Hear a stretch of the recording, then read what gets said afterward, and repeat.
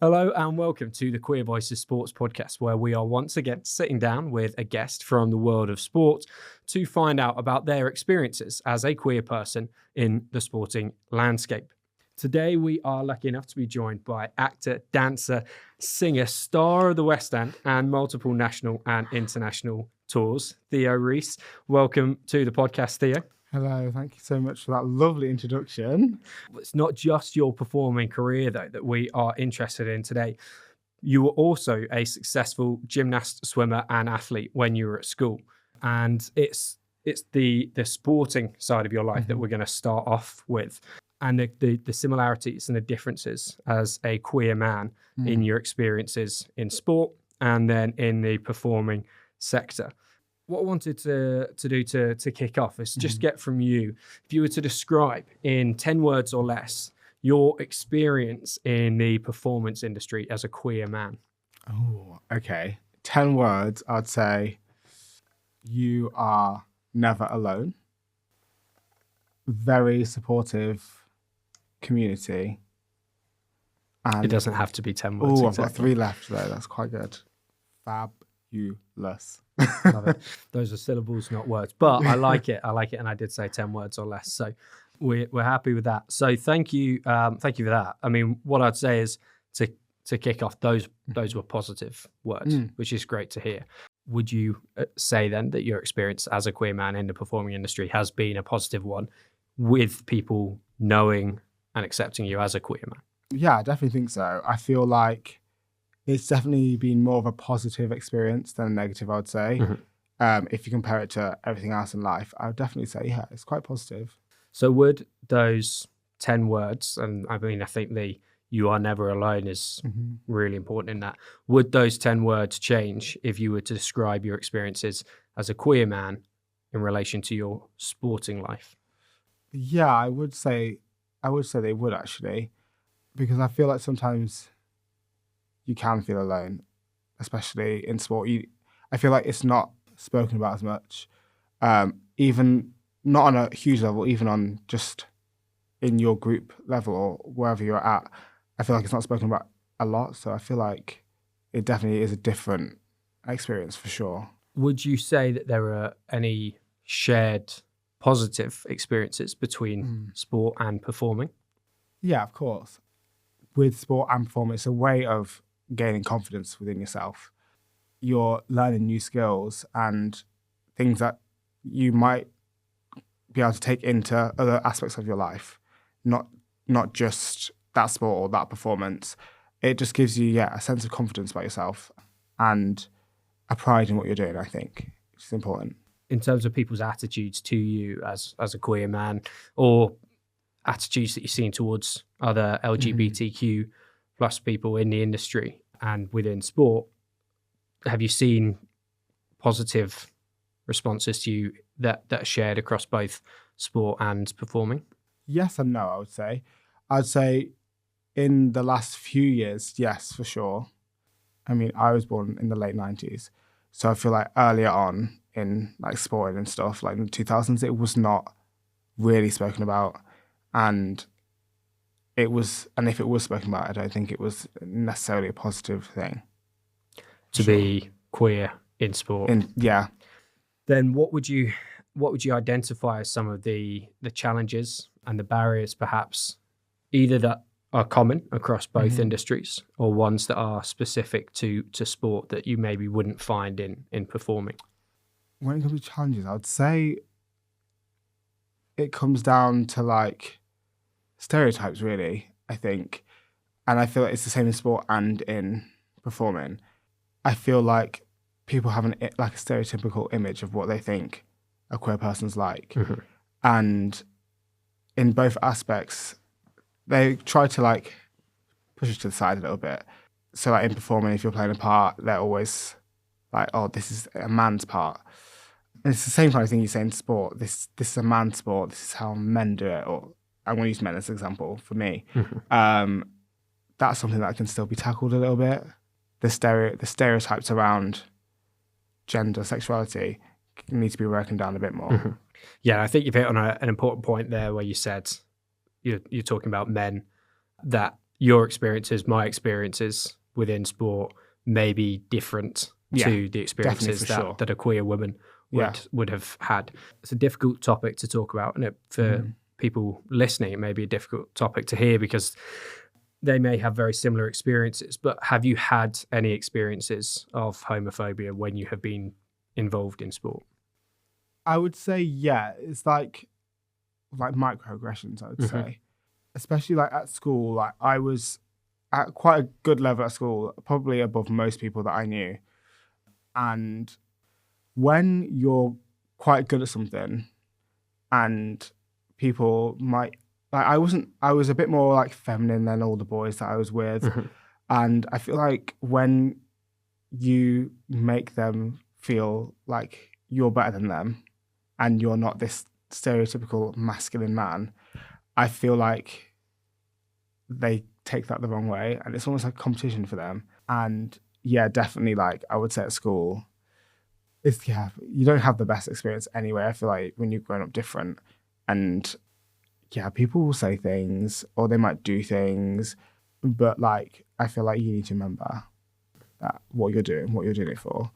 And I think that the good can outweigh the bad. Changing rooms can often be an environment for some of those comments, some of those microaggressions. Have you had any experiences relating to that? Definitely, 100%. I feel like as a queer person, a changing room is a space that you are always nervous about. And I still to this day, I hear people say things like, "Oh, I hope people don't stare at me in the changing rooms if they find out they're queer." And honestly, I think that's the last thing a queer person's thinking about. Yeah. I feel like you have like this inner monologue going on. And it's like, don't look here. Oh, and let me pick the corner so I don't have to look at anyone, just face the corner. And I feel like, yeah, your thoughts are, let me get in and out as quick as possible. I don't want to look at anyone. I don't want anyone to be like, oh, he's gay because he's looking. And like, that is not the case. I feel like for a lot of people, there's a whole other inner monologue going on. I reckon most queer athletes that have been in shared changing rooms can probably describe the grouting on the wall better than the faces of their own teammates. How many tiles fellow athletes. Yeah, because you are really focused on doing everything you possibly can, almost to make other people in there feel comfortable, but also to give them no ammunition. Yeah. So the sports you were involved in, swimming, gymnastics, athletics, predominantly they are individual sports. Yeah. So often when you're in a changing room, it's with opponents that you're in there with. 100%. But the training for those sports, you spend a lot of time kind of on your own. We talked before about swimming, and I think you were saying about Rebecca Adlington talking about what it was like as a swimmer. Yeah. That kind of gives you quite a bit of time as a young queer man coming to understand yourself, to be in your own head. Thoughts, I actually spoke to my mum recently about this, and she said that she felt like I picked individual sports so that I could so I could work out who I was, but spend that time with myself. Because I feel like when you're doing a sport anyway, it as much as it's physical, it's very mental. And trying to like understand yourself while you're trying to like work in a team and you feel like other people aren't like you, it's hard. And I feel that's probably why I gravitated towards these individual sports where I could just like think about myself and how I felt at that moment, which I do think helped in some aspects, but some aspects I do wish I had more of a team-based sport background as well. But then performing is... I mean, then, that's what I get. That's what I get at the end of it, so it's quite nice. Would you say that sport was one of the first places that you experienced homophobia? Not necessarily. However, I feel like I had a preconceived thought that's where it would happen. I feel like especially when you grow up with like a family that's quite like heteronormative and you see like the way people act around like watching football and rugby and stuff, you feel like if I go into a sport like that, the people involved in that sport are going to be like that. You almost go in with your guard up ready to expect people to say things. And people do, especially when you're young and you're just coming into a sport. Kids can be cruel sometimes. Yeah. Yeah, I would say I definitely felt some sort of homophobia, but I also didn't know who I was at the time as well. So people would be saying things to me before I even knew what I was. Like, yeah, like people would be like, you're gay. I didn't even know what it was. So people are saying these things to me. And now I look back and I'm like, wow, that was definitely like homophobic comments. But at the time, that's what I was thinking about. I was like, what is this? Is this what I am? I don't even know what I am. I would imagine another complication to that, another struggle at the time, is the intersectionality with race that comes into play. Gymnastics and swimming traditionally, certainly in the UK, have been sports predominantly participated in at least at the elite level by white athletes, and the ideal athlete that has been held up in those sports is a white athlete. So just tell us a little bit about how that kind of factored into the experiences you were having as well, that you not only were dealing with discovering who you were as a queer man at that age in a sporting environment, but then also there was a racial kind of element as well. Yeah, for sure. Yeah, with the sports I did, I was kind of the only one who I knew of. I think when I swam, there was one other boy, but when I did gymnastics, there was no one else. When I competed, I would see a few, but where I trained, I was the only one. And I mean, I was always told, you need to be better than everyone else because people will overlook you because of your race.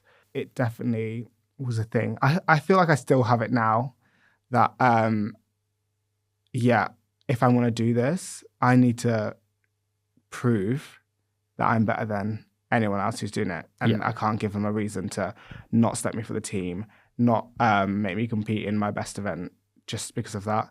And I feel like you're dealing with just being different as a whole. Growing up is quite hard. Yeah, for sure.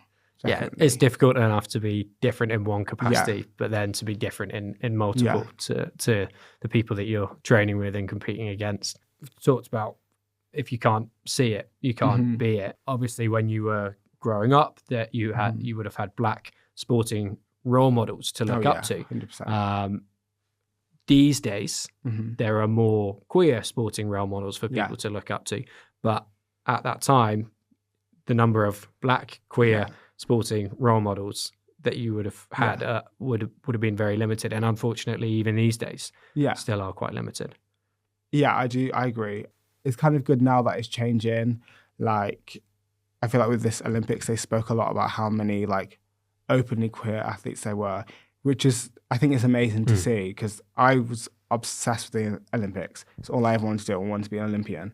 But they never showed that. I never saw anyone who was like queer and made me think, oh yeah, just because I'm a bit different doesn't mean I can't win that gold medal. And I feel like now, like they're showing it and people are speaking about it so much more, it gives that younger generation like the queer athletic role models to look up to, which I didn't have. The difference between gold and silver has never been decided by who someone is sleeping with and who they love. Bring it hopefully onto a more positive note. Have you ever experienced supportive and positive attitudes to your sexuality within the sporting environment? Yeah, I would say so.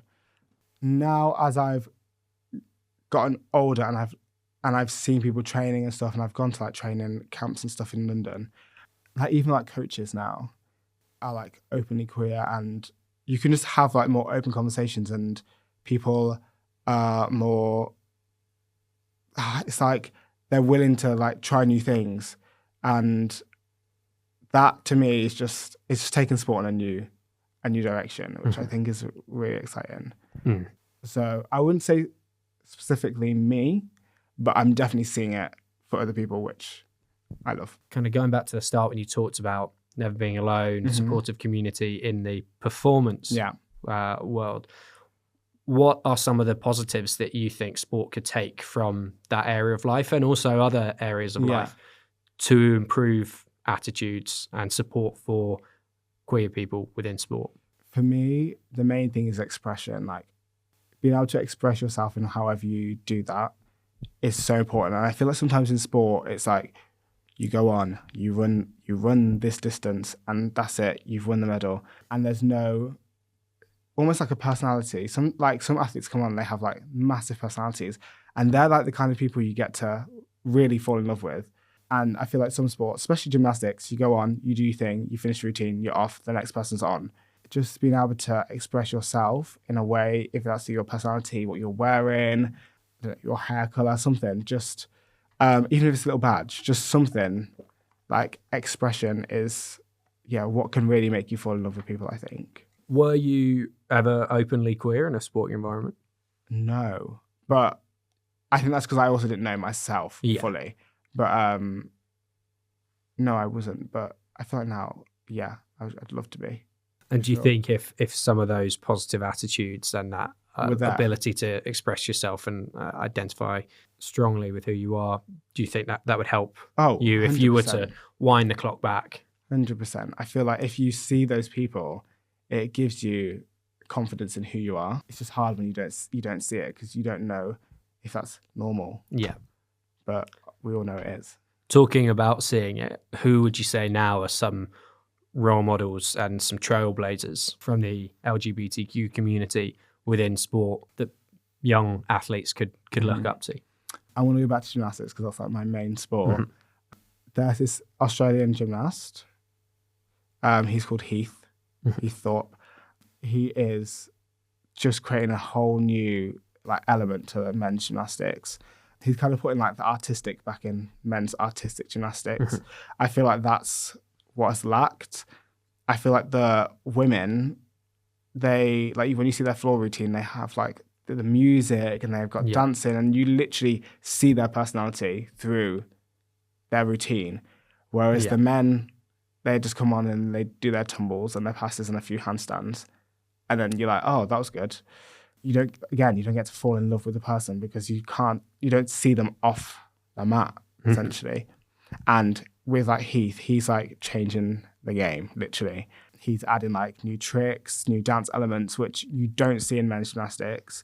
And I mean, at the moment, it's still not getting credited as points, but I feel like it's opening the door for more people to be actually, I can do that. And I think that's what it needs. It needs a few people to just change up the game. Yeah. For people to go, I want to try that. That's who people love in sport when they look back at the history of it. Someone like Johan Cruyff in football, the way he played, the skills that he had that were completely different to anyone else before. It sounds like Heath Thorpe is one of those people in gymnastics. Yeah. I certainly think watching the floor, there's more going on in the women's, say more expression. The music makes it more engaging. Do you think we could get to a point where not only the routines more like the women's, but also maybe the outfits as well, the leotards in women's gymnastics? They are so fun. They're so cool. They are so fun. They've got all the sequins, all the stars, and then the men don't have that. Yeah. But I would love that. I remember my first ever leotard was the Great British leotard, and it was it had sequins all over it. It was great. I think I've got a picture as well. I love that. It should be like that. You should be able to wear what you want. Well, I mean, okay, the gymnastics is at the Summer Olympics, but you go across to the Winter Olympics and you got the figure skating, and you have male athletes there wearing sequins. It's amazing. I love it. The stuff that they're performing is still incredible feat of athleticism and physical skill. Absolutely. And them wearing sequins and doing movements similar to their female partners doesn't make them any less of an athlete or less than their achievements. What message, just winding back to how things are now in the different routines in men's and women's gymnastics, what message do you think that's sending out to young gymnasts?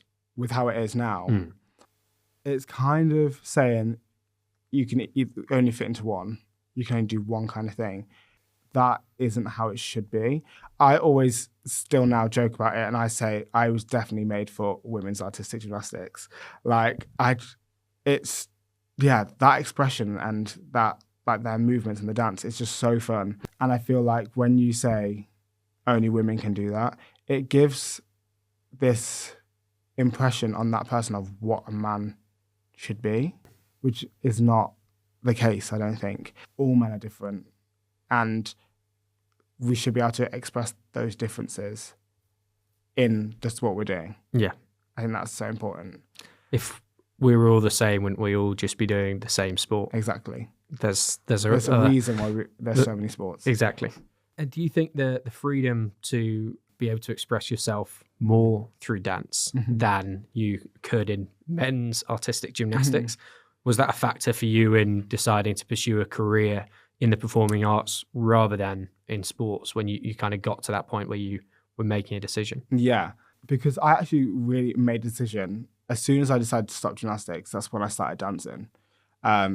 So for me, yeah, it was just the freedom to be able to express myself, I think. And as much as I loved gymnastics so much, I literally saw myself being an Olympic gymnast. The fact that I knew I could take skills that I'd already had and put it in a world where there's so much creativity and freedom is what just drew me to it. And I always knew I was supposed to be an entertainer from I was a child. Like, there's so many videos of me putting on shows, and the fact that kind of attitude I couldn't have in gymnastics definitely made me think, what can I do with these skills that I have and make it into something else? So 100%, like, dancing was like where it was at. I'm sure that experience, that journey is not unique to you. Do you know other people in the performing industry that have had similar journeys from sport? Yeah, definitely. I know a lot of gymnasts, a lot of like cheerleaders who've moved from that to dancing. We have skills that are similar to another thing, but it's just so much more open and creative, and there's so many different avenues you can go down that it makes sense to want to do something similar but more open, I guess, for sure. Feels like there might be a bit more longevity at the top level in performing as well. For sure. Given the age that gymnasts and swimmers and people retire at. Yeah. Do you get the feel that things are changing? And if so, in terms of attitudes to queer people in sport, do you get the feel that things are changing? And if so, in what direction do you think they're changing? I 100% think they're changing, and it's about time. And it's just being spoken about more. And I feel like that is just like the start. The more people speak about it and the more people that we see on TV, social media, whatever, it just shows people that everyone's the same. Like, just because you might be queer, you might be black, doesn't mean you're any different as a human. The more we talk about it, the more you see it, the more people who might be not necessarily against it, but not used to being surrounded by it, can see that everyone's the same. We're all just humans at the end of the day. And whoever you love doesn't matter. It doesn't affect, like you said earlier, the gold medal, the silver medal. Yeah. It doesn't affect how fast you run, how good you kick a football. And I just think the more people see that, the more people will understand, and the more people will have the freedom to. Those of us that work in sport or write about sport, research sport, we often talk about sport as being a mirror of society. It reflects the politics of the time, it reflects the changes through history, it reflects a lot of social attitudes. Do you think attitudes to the queer community in sport at the moment are an accurate reflection of attitudes to queer people in general society? Yeah. I want to say no, but I do think it is the case still, especially in very male-dominated sports. The attitude is quite similar how you see it out in society, I guess. It depends on the sport, but there's definitely a lot of room for improvement on these like very heavily male-dominated sports. I do feel like people do take the attitude they have and that kind of, I understand everyone has like their team that they want to support and they have this like passion for it. But I feel like when they take that passion from the sport out into the real world, it can be a bit dangerous sometimes. And to whoever there especially needs some work. I feel like there needs to be like a lot of messages pumped in to help those kind of sports, because I feel like as queer people, even me, like going to like a football match, that's like I feel I have to really build myself up Yeah. to go. And I don't want to feel like that going to something I want to support and a team I want to support. But I'm just like, I never know what this kind of environment holds because people aren't surrounded by queer people all the time. Yeah. And they might not even go to work and see a queer person. They might not come across someone like that. Whereas like me now, I'm surrounded by queer people, so it's different. I just feel like, yeah, it needs to be spoken about and shown more in sports like that. Do you think that sport is in some instances still a safe space for outdated attitudes towards sexuality and still allows people to express homophobic views, behaviours, attitudes? Oh, 100%. Yeah.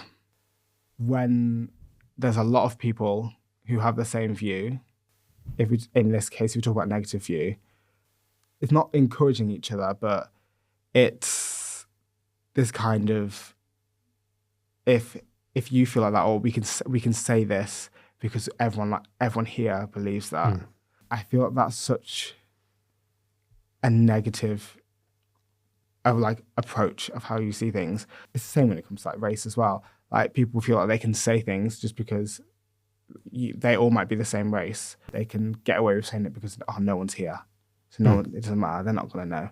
I feel like that's such a dangerous way of thinking because you are going to come across these people, and whatever you say can really affect those people. Yeah, and I don't feel like people think about that. I suppose it often provides that echo chamber atmosphere that when people are at a sports match as spectators, or maybe they're in the changing room with teammates or whatever sporting environment it might be in, and they express a homophobic view or indeed a racist one, and it goes unchallenged, then that's another notch in. You can get away with that, and that's acceptable behaviour. I don't think it's not right. It's such a bad way of thinking. With kind of everything we've discussed, do you think that you could go back to sport now?